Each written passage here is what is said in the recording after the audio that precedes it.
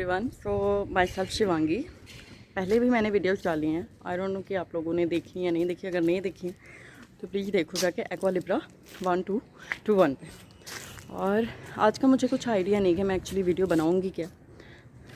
मैंने यही सोचा था कि चलो कुछ रूटीन व्लॉग बनाते हैं, रूटीन का कुछ बताना है या कुछ भी। बट उसके अलावा मैंने सोचा कि चलो अपनी लाइफ का बताती हूँ कि मैं लाइफ में क्या कर रही हूँ।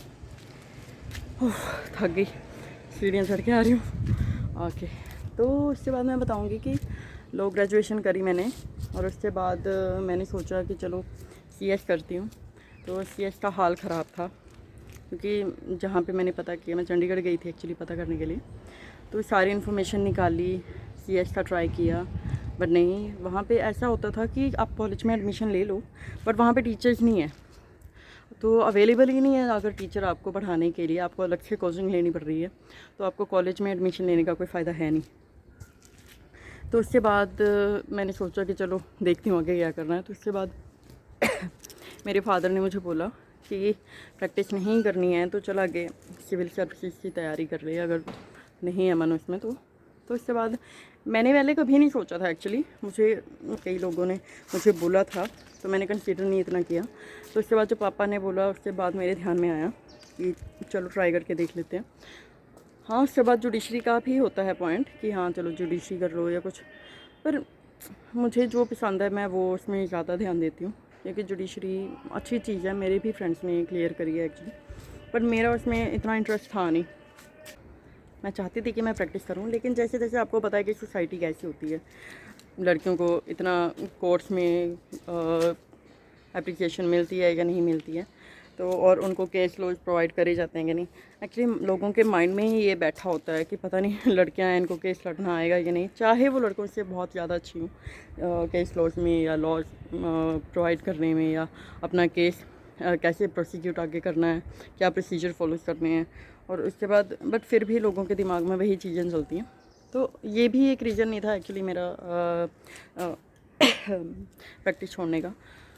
काफ़ी सेवरल और रीजन्स होते हैं लाइफ में, क्योंकि एक स्टेबिलिटी लाइफ में बहुत ज़रूरी है कि आप ऐसी जॉब में जाओ, चाहे टाइम लग जाए। मुझे कोई जल्दी नहीं है वैसे, पर मैं ये चाहती हूँ कि मैं जल्दी ना करूँ, लेकिन जो भी करूँ मैं बड़े आराम से करूँ। और उसके बाद मैंने सिविल सर्विसेज की स्टडी शुरू करी है। तो मैं आज वो वीडियो बनाने जा रही थी कि चलो सिविल सर्विसेज के लिए जो भी स्टूडेंट्स अपना ट्राई कर रहे हैं तो उनको थोड़ी हेल्प हो जाए। जो भी स्टैंडर्ड बुक्स हैं या कुछ भी उसके लिए और नोट्स बनाने होते हैं तो वो मैं आपको आज प्रोवाइड करूँगी। धीरे धीरे थोड़ी थोड़ी वीडियोज़ आएंगी, क्योंकि सिविल सर्विसेज का एक वीडियो में तो कुछ पूरा हो नहीं सकता। तो बाकी सिविल सर्विसेज की बात रही तो मैं दिल्ली गई कोचिंग के लिए, 2018 में गई थी। और उसके बाद मैंने 1-1.5 साल वहाँ पे कोचिंग ली। उसके बाद हेल्थ इश्यूज़ हुए। हेल्थ इश्यूज़ एक्चुअली टाइफाइड, क्योंकि आपको पता है कि दिल्ली में पोल्यूशन है, वहाँ पे खाना पीना पानी की मेन प्रॉब्लम बहुत ज़्यादा है, आर्सेनिक पाया जाता है वहाँ पे पानी में। तो इसकी वजह से मुझे टाइफाइड हुआ, और ऐसा टाइफाइड हुआ कि वो 3 साल के लिए ठीक नहीं हुआ। तो 3 साल पूरे हुए जैसे थोड़ा मेरा टाइफाइड को फ़र्क पड़ा, बहुत सी दवाइयाँ खाई। उसके बाद 3 साल के बाद I got married to my husband Ramnikar. तो उसके बाद अभी मैं सोच रही हूँ कि चलो मैं कंटिन्यू करूँ कुछ लाइफ में आके। तो मैं अभी तो मेरा फ़िलहाल मुझे नहीं इतना पक्का पता कि मैं सिविल सर्विसेज की तैयारी के लिए पूरा टाइम दे पाऊँगी या नहीं दे पाऊँगी, बट इतना है कि मैं उसकी कुछ इन्फॉर्मेशन प्रोवाइड कर सकती हूँ जो कि जो सिविल सर्विसेज के स्टूडेंट्स हैं उनको काम आ पाए। तो कुछ बुक लिस्ट है, कुछ स्टैंडर्ड बुक्स हैं, कुछ नोट मेकिंग के जो नॉलेज है वो है, कुछ GK की नॉलेज है।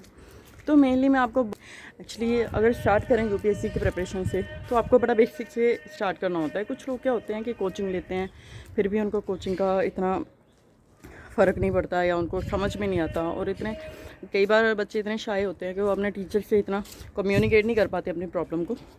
तो उसके लिए मैं ये बोलूँगी कि जितना हो सके जो भी आपके पास आपका कोई जरिया है, कोई भी पर्सन है जो सिविल सर्विसेज की प्रिपरेशन कर रहा है, आप उसको बुलाओ या उससे कॉल करो, कुछ भी करके कम्युनिकेशन सेटल करो उससे, और जो भी अपने डाउट्स है वो क्लियर करो। तो मेरे बारे में ऐसा हुआ कि मैं कोचिंग लेके आई। उसके बाद यहाँ पे जहाँ मैं रहती हूँ, मेरे मायके में मैं रह रही थी, तो वहाँ पे इतना कोई था नहीं स्टूडेंट जो सिविल सर्विसेज में इतना रिजिडली फॉलो करे, पूरा अपना कंसिस्टेंसी रखे और उसके बाद क्या होता है कि जब आप बीमार होते हो तो इतना आप ध्यान नहीं दे पाते स्टडी पे। मैंने दिया ध्यान, बट चलो जो भी था दैट वाज द पास्ट। और इसके बाद मैं आपको सिर्फ इतना बोलूँगी कि कुछ बुक्स जो स्टैंडर्ड बुक्स हैं आपको सिर्फ उस पर ध्यान देना है, उसके अलावा किसी भी चीज़ पे एक्स्ट्रा ध्यान नहीं देना है, क्योंकि जितनी आप बुक लिस्ट अपनी बढ़ाते जाओगे उतना ज़्यादा आपका सिलेबस होता जाएगा। और एक चीज़ कवर करने जाओगे तो आप अगर 1000 चीज़ें उसके साथ जोड़ते जाओगे तो कभी भी आपका कोई भी सिलेबस पूरा नहीं होगा। एज यू नो कि यूपीएससी का सिलेबस बहुत वास्ट है। तो मेन सब्जेक्ट क्या हैं, पहले आपको क्या करना है कि प्रीलिम्स की तैयारी करना है।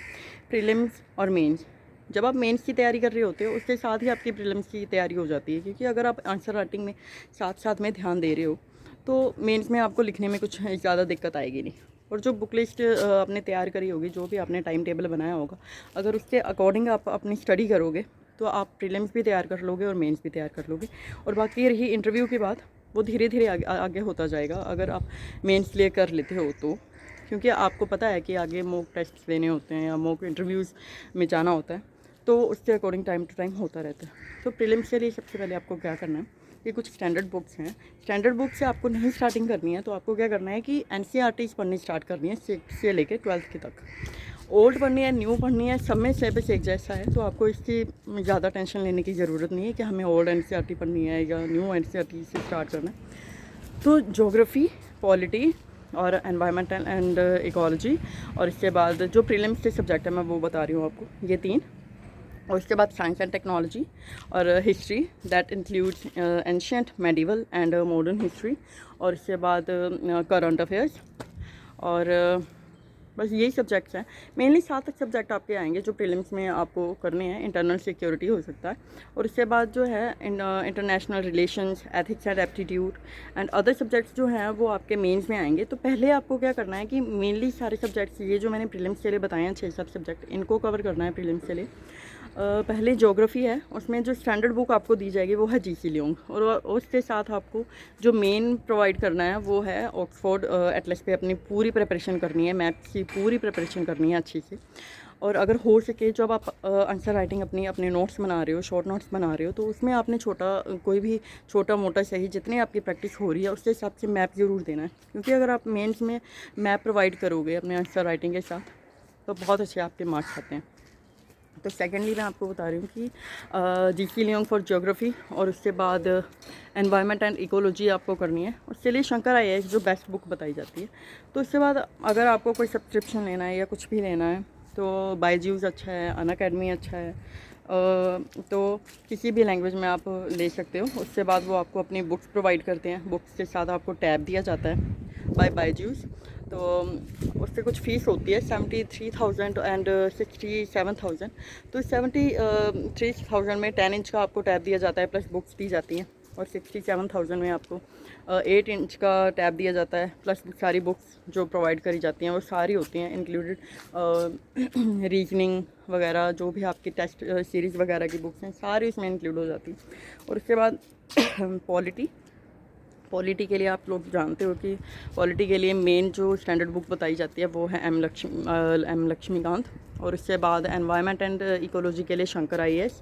एंड देन करंट अफेयर के लिए जितने मेनली स्टूडेंट्स हैं वो द हिंदू को कंसीडर करते हैं। जी, स्टार्टिंग में आपको 2 या 3 घंटे लगेंगे, क्योंकि अगर आप न्यू कमर हो या नए नए एस्पिरेंट्स बने हो यूपीएससी के, तो आपको इतना द हिंदू पे कैसे कंसंट्रेट करना है और कौन सी न्यूज़ पढ़ने वाली है कौन सी नहीं, आपको इतना पता नहीं चलेगा।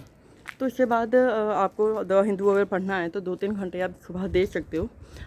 धीरे धीरे आप शुरू कर सकते हो, लेकिन आप जैसे जैसे पढ़ते जाओगे आपको पता चलता जाएगा कि कौन से सब्जेक्ट से रिगार्डिंग है कोई न्यूज़, तो उसको अंडरलाइन करते जाता है और कॉपी में साथ लिखते जाना है कि कौन सी बुक है जो आपको जिसमें कौन सा सब्जेक्ट है जिसमें आपको ये न्यूज़ ऐड करनी है। और जैसे पॉलिटी की अलग न्यूज़ आती है, एडिटोरियल है जो मेन है यूपीएससी के लिए द हिंदू में। उसके बाद अगर आप द हिंदू नहीं कंसीडर कर रहे हो, इंडियन एक्सप्रेस नहीं कंसीडर कर रहे हो, तो उसके बाद जो मैंने कंसीडर करा था दैट वाज विजन आईएएस के नोट्स। तो मैंने मैगजीन्स आती हैं उसकी, हर 3 महीने की, 6 महीने की, जैसे जैसे आप मंगाना चाहो। और उनकी मैगजीन्स में आपको सब कुछ मिलेगा, A to Z आपको सब्जेक्ट वाइज न्यूज़ मिलेगी। और उसमें उनकी एडवांटेजेस, डिसएडवांटेजेस, जो भी बिल्स पास हो रहे हैं या जो भी न्यूज़ आ रही है, जो भी गवर्नमेंट पॉलिसीज उसके लिए बन रही है, उनके सारे एडवांटेजेस, डिसएडवांटेजेस, फेवर, अगेंस्ट, सब कुछ पॉइंट्स में बताए जाएंगे। तो आगे आपको सिर्फ उसके बाद वे फॉरवर्ड भी आपको बताया जाएगा कि कैसे उसको क्या वो वे फॉरवर्ड में आप दे सकते हो। वैसे तो आपको न्यूज़ पढ़ते पढ़ते दिमाग में आ जाना चाहिए कि वे फॉरवर्ड में या कंक्लूजन में या कोई भी सजेशन जो आपको देनी है वो कैसे देनी है या क्या सजेशन देनी है। अदरवाइज़ आप उसमें भी कंसीडर कर सकते हो। जैसे आपको नोट्स बनाने होते हैं ना, इंट्रोडक्शन हुई पहले, फिर उसके बाद उसका मीनिंग, डेफिनेशंस, और उसके बाद फेवर, अगेंस्ट, और इसके बाद advantage, disadvantage, way forward, conclusion, suggestions etcetera, वैसे ही आपको विजन IAS की मैगजीन्स में प्रोवाइड करेंगे वो।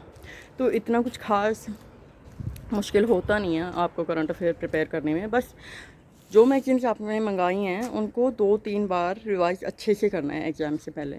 तो और उसके बाद जो मैंने बुक्स बता दी हैं उनको आप नोट डाउन कर सकते हो जितनी बार हो सके आपको सारी। और हिस्ट्री की books, ancient history, medieval history, और उसके बाद है मॉडर्न हिस्ट्री। मॉडर्न हिस्ट्री के लिए स्पेक्ट्रम आता है, ठीक है, और मेडिवल हिस्ट्री के लिए बिपिन चंद्र आते हैं, और एंशियंट हिस्ट्री की बुक है। और बाकी आप NCERT से भी कंसीडर कर सकते हो। उसके बाद वर्ल्ड हिस्ट्री आएगी, क्योंकि आजकल जो स्टेटस है UPSC के एग्ज़ाम्स का, उसमें वर्ल्ड हिस्ट्री के काफ़ी क्वेश्चन ऐड होते हैं। जैसे आपको सबसे पहले क्या करना है कि क्वेश्चन पेपर उठाओ आप UPSC के प्रीवियस ईयर से, और उनको थोड़ा देखो कि किस तरह के UPSC जो क्वेश्चन प्रोवाइड करती है। तो उन्हीं क्वेश्चन के अकॉर्डिंग पहले अपने माइंड में मैप बनाओ एक, कि कैसे मुझे आंसर प्रिपेयर करना है और किस हिसाब से आपको अपना आंसर पढ़ना है। और जैसे जैसे आप वैसे ही पढ़ते जाओगे, सबसे पहले आप क्वेश्चन पेपर अपने रीड करते जाओगे, सबसे पहले आइडिया ही आपको अपने क्वेश्चन पेपर से लग जाएगा कि कैसे मैं UPSC में तैयारी करूँ, आगे क्या नोट्स बनाऊँ। और नोट मेकिंग आपको शॉर्ट नोट्स बनाने हैं। कुछ इंस्टीट्यूट्स होते हैं जो कि अपनी बुक्स देते हैं तो ऑलरेडी शॉर्ट नोट्स होती हैं। तो आपको, अगर आपको नहीं ज़्यादा शॉर्ट नोट्स बनाने हैं, लेकिन आपको बनाने चाहिए क्योंकि मेंस के लिए आपकी प्रैक्टिस हो जाती है। तो अगर आपको नहीं बनाने हैं तब भी आप ये कर सकते हो कि इंस्टीट्यूट से बुक्स या नोट्स आते हैं, शंकर IAS के नोट्स आते हैं, मेनली तो शंकर IAS, अरोड़ा IAS के नोट्स आते हैं। ऑनलाइन PDF भी अवेलेबल होते हैं, तो आप वो सब कंसीडर करके भी अपनी नोट्स पढ़ सकते हो, नोट मेकिंग कर सकते हो। लेकिन जितने आप नोट मेकिंग करोगे, आपको लिखने की प्रैक्टिस होगी, तो आप मेंस में अच्छे मार्क्स कर पाओगे अचीव। और उसके बाद मेंस से सब्जेक्ट उसके बाद आते हैं कि हाँ चलो, जब आपने प्रीलिम्स की तैयारी कर ली है तो उसके बाद आप मेंस की तैयारी भी कर लोगे। आगे जितने भी सब्जेक्ट्स बचे हैं, मेनली आप 4 मंथ में अपना लेके चलो कि आपको अगर 6 महीने में तैयारी करनी है प्रीलिम्स की, और हो भी जाती है, क्योंकि आपको ऐसे सब्जेक्ट्स पकड़ने हैं फ़िलहाल जो कि आपने प्रीलिम्स के लिए तैयार करने हैं, जो कि सिर्फ प्रीलिम्स में ही उनके क्वेश्चन आएंगे। वो मैंने सब्जेक्ट्स आपको बता दिए, उसकी आप तैयारी करो, 2-3 बार उनकी रिवीजन करो, वीडियोस देखो, यूट्यूब पे वीडियोस हैं जो भी अवेलेबिलिटी है। उसके बाद आप बुक रीड करोगे तो आपको जल्दी ग्रैस्प कर पाओगे चीज़ों को। फिर उसके बाद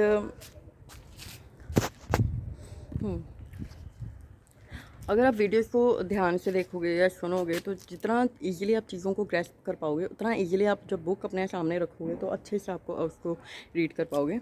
तो प्रीलिम्स के लिए आप ये सब चीज़ें 4 महीने में अगर ये बुक्स अपनी पूरी कंप्लीट कर लो, रिवाइज़ कर लो, 1 से 2 बार रिवाइज़ कर लो, और उसके बाद जो करंट अफेयर्स है उसको 3 से 4 बार आपको रिवाइज़ करना है। जो भी 1.5 साल का, अगर जैसे मई में प्रीलिम्स का इस बार एग्ज़ाम रखा गया है 28 मई को, तो आपको पिछले अप्रैल से जो है अपना करंट अफेयर स्टार्ट करना है। तो विजन IAS या हिंदुस्तान, ये द हिंदू के जो भी PDFs अवेलेबल होते हैं, आप उससे अपनी प्रिपरेशन कर सकते हो, क्योंकि नोट्स होते हैं वो आपको सिर्फ रीड करने हैं।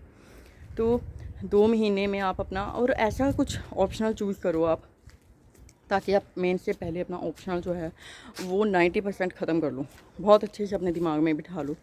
और ऐसा अगर आप सोचे हो कि जो भी आपका बैकग्राउंड है आप उससे अपना ऑप्शनल चूज़ कर सकते हो, जो जिसमें भी आपने ग्रेजुएशन करी है। अगर ग्रेजुएशन से नहीं करना तो आप ऐसा एक सब्जेक्ट अपना चूज़ करो जो आप UPSC के लिए प्रिपेयर कर रहे हो ऑलरेडी प्रीलिम्स के लिए। जैसे ज्योग्राफी है, आप उसी को ऑप्शनल बना सकते हो, पॉलिटी है उसी को ऑप्शनल बना सकते हो, पब्लिक एडमिनिस्ट्रेशन को पॉलिटी एंड पब्लिक एडमिनिस्ट्रेशन को आप अपना ऑप्शनल बना सकते हो।